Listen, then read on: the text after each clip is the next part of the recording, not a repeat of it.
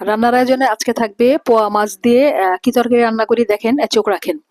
তো মাছগুলিকে আমি লাল লাল করে ভেজে নিলাম। ভেজে নেওয়ার পরে আমি রান্নার জন্য চলে যাব। এখন এগুলি কি দিয়ে রান্না করব দেখতে চোখ রাখেন। আপনাদের সাথে নিয়ে আমি রান্নাতে যাব, তো থাকেন।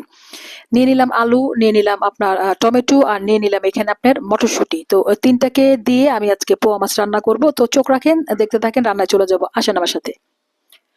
পর্যাপ্ত পরিমাণ তেল, মসলা দিয়ে এগুলি সবগুলি কষায় নিয়ে তারপরে আমি একে একে সমস্ত উপকরণগুলি দিব আপনাদের সাথে। সেটা শেয়ার করার জন্য আসছি। দেখেন কি রান্না করি আজকে, পোয়া মাছ দিয়ে চোখ রাখেন। তার ফাঁকে আমি আসলে দুটো কথা বলি যে দেখেন, মানুষ যখন ভুল করে তখন বুঝতে পারে না যে সে আসলে ভুল করতেছে, কিন্তু যখন বুঝতে পারে তখন আসলে শুধরানোর কোনো সময় থাকে না।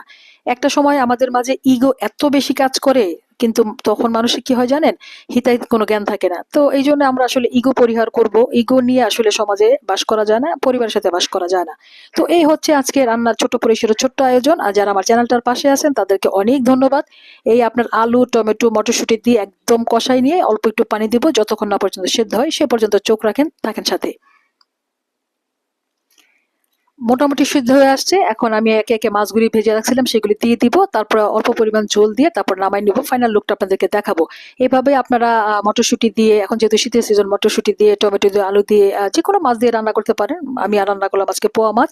তো এটা বাসায় চেষ্টা করে দেখবেন আসলে কেমন হয়, কতটুকু ভালো হয়। রান্না করে আমাকে একটা কমেন্টসে জানাবেন। তো আমার চ্যানেলটার পাশে যারা আছেন, যারা সাবস্ক্রাইব করেছেন তাদেরকে অনেক অনেক ধন্যবাদ।